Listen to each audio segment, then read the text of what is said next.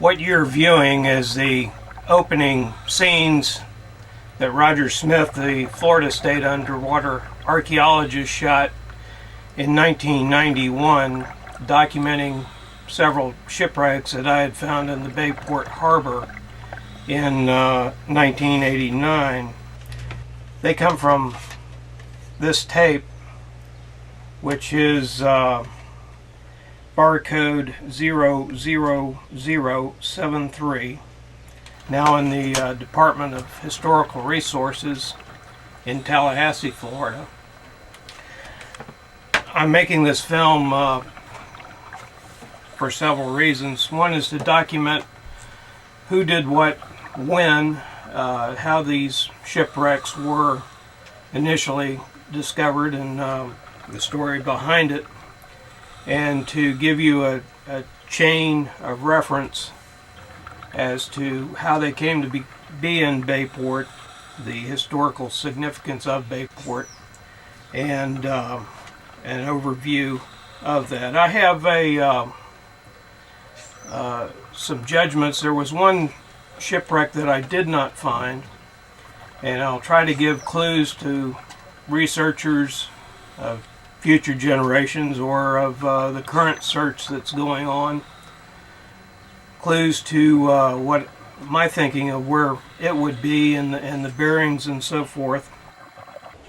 I have certain qualifications to lead me to believe that the third shipwreck is where it is. I am a licensed merchant marine officer. I am a commercial pilot. I've studied the Bayport battle extensively, even wrote a screenplay about it. 111 minutes, a curious war. It was told through the eyes of the surgeon on board, Andrew Stevens, and its number in the Library of Congress is PA 725-567, and it was registered August 12th, 1994. Now, how did the shipwrecks at Bayport occur? As the Civil War dragged on, the ports in South Carolina and some of the northern deepwater ports were increasingly under blockade from the Union, and the southern ports, or secondary ports, that were shallow water, such as Bayport, Crystal River, Chassahowiskee, became more and more important to the south. Now, it took a special vessels to get in, either sailing vessels that were through a process called kedging, where you would take an anchor and row it out, and then you would crank the ship to the anchor and through a laborious means get it into port, or they use specially designed blockade running boats or ships. These were 200-foot long ships that were low to the water.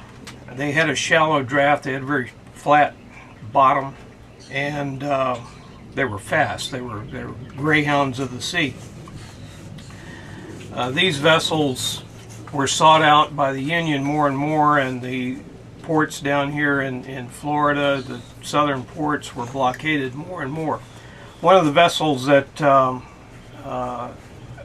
was on duty was commanded by Lieutenant Commander Edward York McCauley, and that was the USS Fort Henry. Now, these were boats that were also shallow drafted. That his gunboat was actually a converted New York ferry boat, again with a very shallow draft, flat bottom.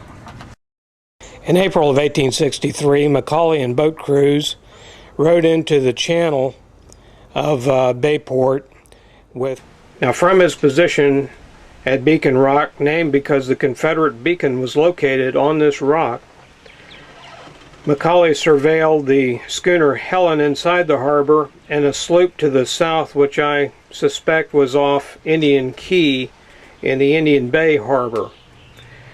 Macaulay sent a boat crew to the south to burn this sloop, and they did. It had a load of corn on it.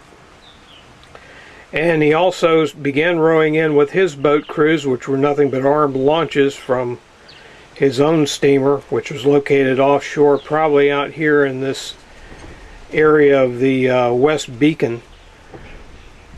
Started rowing in and got into a hot fight with the Bayport battery and rifle pits. The Confederates ultimately sunk a schooner that was in the harbor. That was the Helen, that is now under the pier. As I said earlier in Macaulay's glowing account, it was a glorious battle. In the surgeon's account of it, they almost got their butts shot off.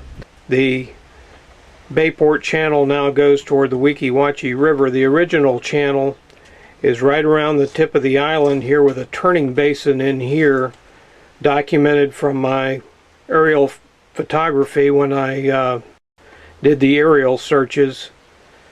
And that's located at treasuresites.com in the Treasure Dive Sites section of the West Central Site Files. And they've been up there for almost 20 years. That picture with the location of the schooner shipwreck, the steamer shipwreck, which you've been watching, and the turning basin, the location of the Confederate battery. Macaulay made his way approximately to this position where the Confederate battery on the tip of the island started firing, as did the rifle pits, which were across in this vicinity. They also had rifle pits which stretched up to the tip here, but which were not used for this particular battle. They went around Fiddler's Point. Now, a later engagement in September, boat crews found a steamer in the harbor and sunk that. So why all this documentation now? Well, I'm in the barber shop this morning and pick up the paper and read that opening line on March the 26th. Archaeologists to converge on Bayport. The opening paragraph: archaeologists will be at Bayport Park on Saturday to give the public a chance to learn more about an effort to find sunken wrecks from the Civil War era. Hopefully, I'll put this film up tonight, the day before they get there, and distribute it to them tomorrow. And they can revisit the shipwrecks that we've already found in 1989 and documented.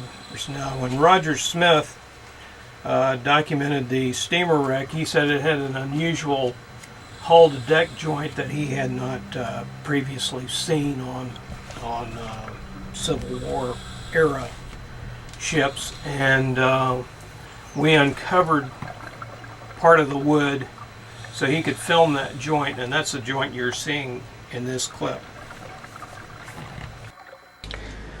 Now for the shipwreck that hasn't been found, and we can line out a line of sight rating from Macaulay's vantage point, walk that over